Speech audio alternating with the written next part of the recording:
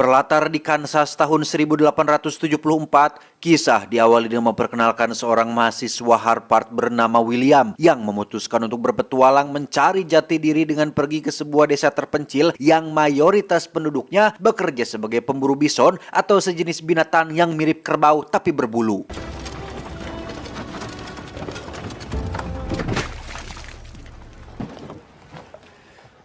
Setibanya di sana, Will langsung pergi menemui sahabat lama ayahnya, seorang juragan pengepul bulu bernama kita panggil saja si juragan yang biasa menerima dan membeli bulu-bulu bison dari para pemburu lokal, di mana Will bermaksud untuk meminta bantuan si juragan agar diizinkan ikut dalam sebuah perburuan. Namun karena kegiatan ini sangat berbahaya, harus menempuh perjalanan jauh yang sangat lama, serta pengalaman Will yang masih cetek dan tidak ada apa-apanya, si juragan pun enggan membantu Will karena tidak sanggup bertanggung jawab atas keselamatannya.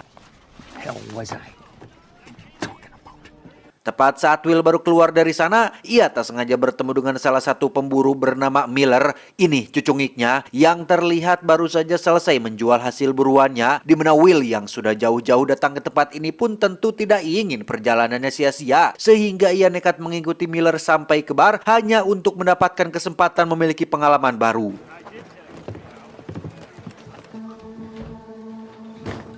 Sebagai pemuda yang berasal dari perkotaan, Will dengan percaya dirinya menghampiri Miller yang sedang minum bersama asistennya yang bernama kita panggil saja si Abah. Will dengan belak-belakan mengatakan bahwa dirinya sedang mencari petualangan dan merasa jika Miller adalah orang tepat yang bisa memberikan apa yang dia mau.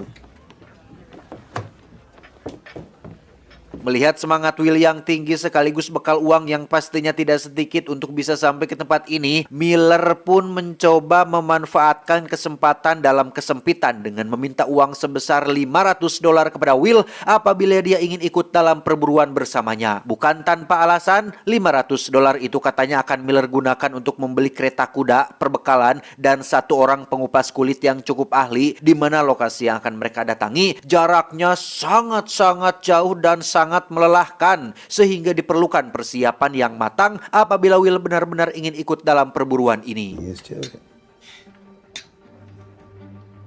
Meski Will punya $500 itu, faktanya hanya itulah sisa uang yang Will miliki saat ini yang tadinya akan ia gunakan untuk biaya makan dan menyewa tempat tinggal. Namun demi untuk mendapatkan petualangan dan pengalaman baru, Will sepakat dengan tawaran Miller untuk berburu ke tempat jauh tersebut.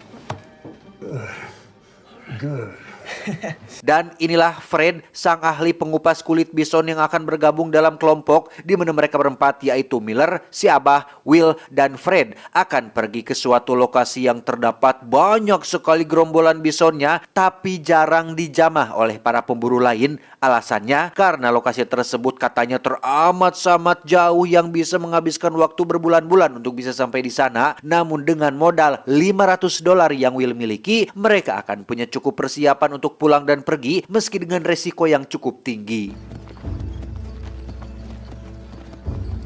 Singkat cerita, musim gugur pun tiba. 1 bulan Will dan kawan-kawan melakukan perjalanan. Mereka tiba di sebuah lokasi yang ada bisonnya, tapi masih dalam gerombolan kecil-kecilan, dan itu sama sekali tidak membuat Miller tertarik. Di mana Will sendiri mengalami lecet pada pahanya akibat belum biasa naik kuda dalam waktu lama, sehingga Will harus bisa sabar, mandiri, obati, jangan manja, karena itulah harga yang harus ia bayar untuk petualangan yang diinginkannya.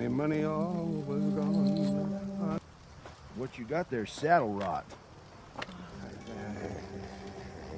Masih di musim gugur, Will dan kawan-kawan memasuki wilayah suku Indian yang katanya terkenal galak dan sangat overprotective terhadap satwa liar, di mana hal itu dibuktikan saat Miller menemukan temannya sesama pemburu sudah terpujur kaku tak bernyawa dengan tulang rusa yang menancap di tubuhnya, lengkap dengan kantong menyanya yang dipotong sebagai simbol penolakan terhadap semua pemburu, sehingga alangkah beresikonya perjalanan ini dengan nyawa sebagai taruhannya.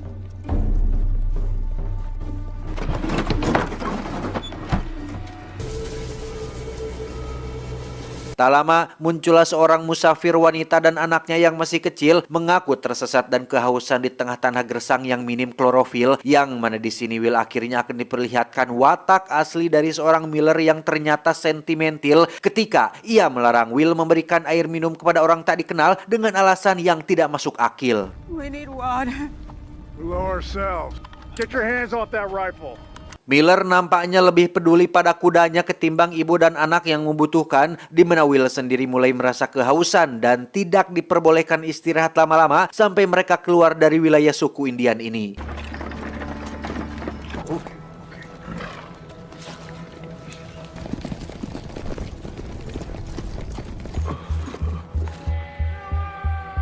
Dan ya, satu hari berlalu tanpa minum air, Will mulai mengalami halusinasi akibat dehidrasi, di mana ia tak sengaja terpisah dari kelompoknya sehingga...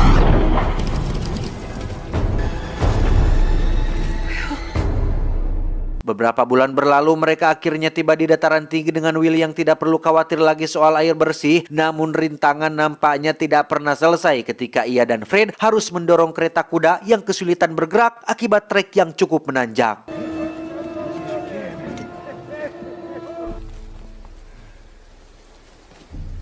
Dan ya, tepat saat mereka sampai di puncak, akhirnya Will bisa melihat lokasi yang Miller janjikan, yaitu gerombolan bison yang benar-benar tak terhitung jumlahnya. Saking banyaknya, kata gerombolan mungkin kurang cocok untuk menggambarkan pemandangan tersebut. Lebih cocok disebut sebagai pasukan atau tidak jemaah, kawanan, grup, delegasi bison. Asa geuleuh. Mereka langsung mencari tempat untuk mendirikan tenda untuk dijadikan tempat istirahat utamanya.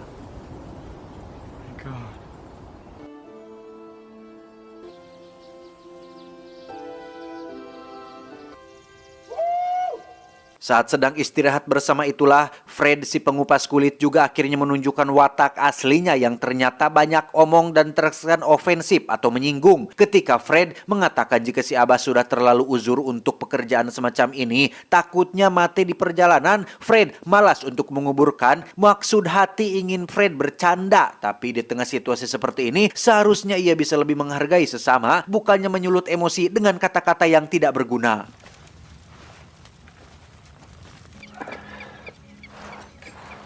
Tibalah hari berburu tepat saat rombongan atau delegasi bison tiba di dataran dekat perkemahan. Will akan menjadi asisten Miller yang bertugas menyiapkan peluru termasuk membersihkan selongsong senapan, di mana Miller yang sudah bertahun-tahun menjadi pemburu pun nampak sangat berpengalaman ketika ia bisa dengan mudah mengetahui atau mengenali bison pemimpin, sehingga ketika leadernya ditembak, maka bison-bison lain tidak punya inisiatif untuk lari jauh dari lokasi tersebut.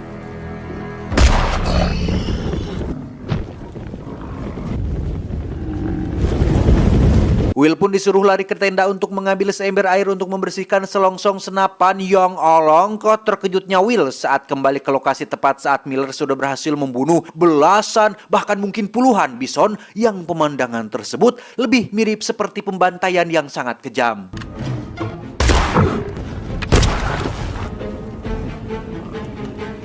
Dirasa sudah cukup untuk hari ini, Miller pun menyuruh Will untuk mengupas kulit bersama Fred, sekalian belajar cara mengupas kulit bison yang baik dan benar, di mana butuh waktu beberapa hari untuk mengupas kulit bison sebanyak itu, sehingga Will bisa belajar banyak dari petualangan yang ia harapkan ini. Palelol sia karek mimiti ge. Aduh.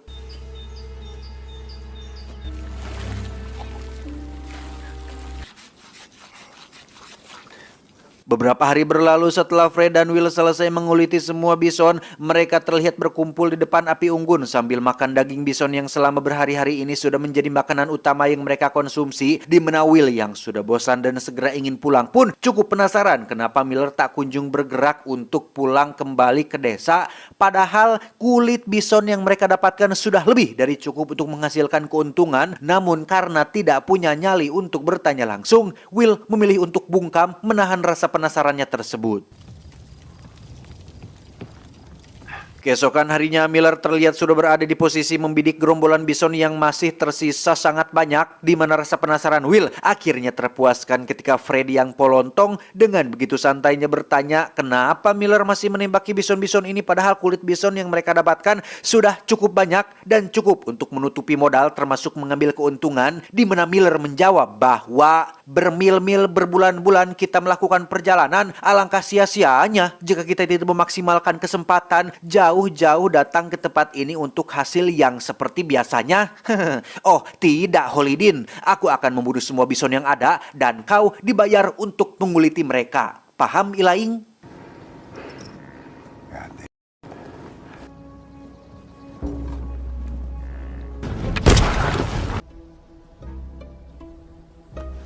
Dan ya, selama berhari-hari Miller semakin menggila dengan benar-benar memburu semua bison yang bisa dilihatnya. Ia nampaknya tidak ingin menyisakan satu bison pun untuk disia-siakan. Yang seperti sudah saya jelaskan barusan, hasil kulit bison yang mereka dapatkan sebenarnya sudah lebih dari cukup untuk mendapatkan untung besar. Sehingga ini menjadi bukti nyata bahwa Miller adalah sosok serakah yang tidak puas dengan hanya untung saja.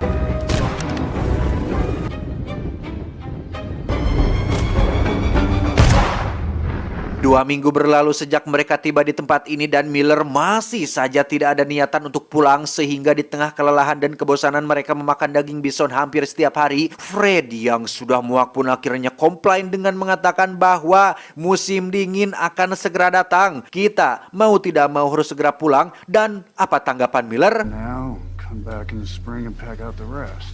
Ya, ia masih saja heras hulu dengan mengatakan bahwa masih ada cukup waktu untuk mereka mendapatkan lebih banyak kulit bison, yang karena Miller adalah pemimpin kelompok, maka sekeras apapun Fred mengajukan komplain, ia tidak punya kuasa untuk melawan sang ketua. Haul back their hides and sell them. 1 minggu berlalu, Miller mendapat sedikit masalah ketika gerombolan bison yang masih tersisa terlihat sedang mencoba meninggalkan lembah ini, sehingga ia mau tidak mau harus turun langsung mendekati gerombolan bison tersebut dengan maksud untuk mencegat dan mengarahkan para bison agar kembali ke titik semula. Namun sesuatu yang tidak diduga terjadi ketika Wilsa yang sama-sama sudah merasa muak pun melakukan tindakan nekat dengan menembakkan senapannya untuk menakuti para bison tersebut. Alhasil, Will pun dimarahi habis-habisan atas tindakan nekatnya tersebut, yang tepat di saat bersamaan turunlah hujan salju pertanda musim dingin akan dimulai, sehingga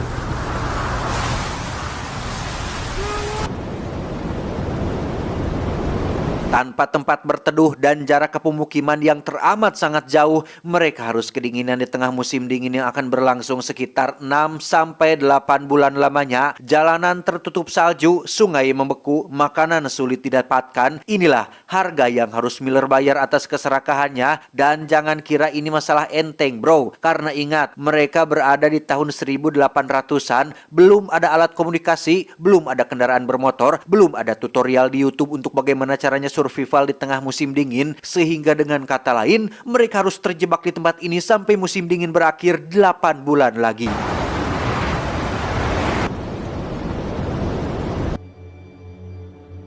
3 minggu berlalu, mereka mulai mengalami masalah ketika stok makanan yang tersisa hanyalah 1 kantong kacang-kacangan, yang itu pun hanya akan cukup untuk 1 orang saja. Di tengah salju yang terus turun dan menutupi permukaan, mustahil mereka bisa menemukan sesuatu untuk dimakan. Justru merekalah yang akan dijadikan makanan oleh serigala-serigala yang kelaparan, sehingga apa mau dikata, selain harus menahan perut yang lapar dan kedinginan, mereka juga harus bertahan dari hewan buas yang setiap saat bisa mengancam nyawa mereka semua.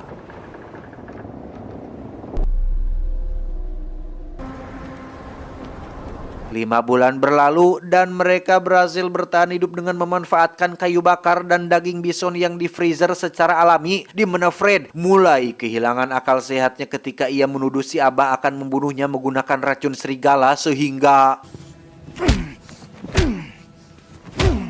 ya, si Abah pun tewas di tangan Fred yang mengalami tekanan mental, di mana Fred meminta upah atas pekerjaannya mengupas kulit bison dan bermaksud untuk pulang berjalan sendirian. Namun karena simak Miller lebih kuat dan diperkuat dengan senjata api di tangannya, Fred tidak punya pilihan lain selain menuruti semua katanya dengan tetap bertahan di sini sampai musim dingin berakhir.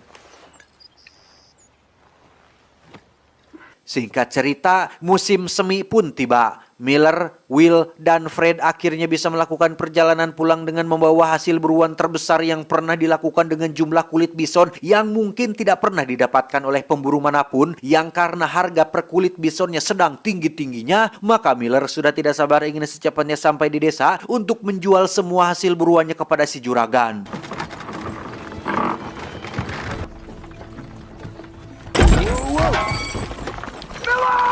Dan ya, alangkah apesnya si Fred saat kereta pembawa buruannya mengalami patah as roda, sehingga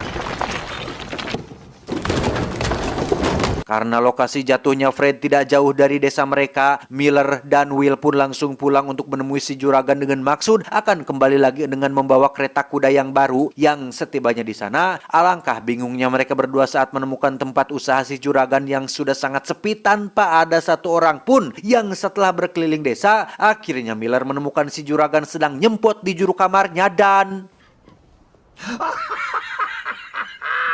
Ya, Anda semua yang ada di rumah mungkin akan sangat dibuat terkejut saat mengetahui bahwa bisnis kulit bison ternyata sudah tamat. Miller dan kawan-kawan hampir 1 tahun melakukan perburuan ini dan selama itu pula lah harga pasar kulit bison merosot tajam akibat sudah tidak istimewanya kulit bison itu sendiri. Hampir semua orang di perkotaan kini memiliki kulit bison. Hal itu menjadikannya tidak spesial lagi, tidak langka lagi, tidak berharga lagi. Karena ketika sesuatu jumlahnya sudah terlalu banyak dan semua memilikinya dan sudah sering dijumpai, maka value dari sesuatu tersebut tidak akan sama dengan value sebelumnya, yang artinya semua perjuangan, petualangan, kesulitan, dan usaha Miller dan kawan-kawan hampir merenggut nyawa selama 1 tahun ini adalah sia-sia belaka, yang dengan kata lain tidak ada artinya sama sekali kecuali mendapat pengalaman dan rasa lelah yang mendalam. Is finished for good.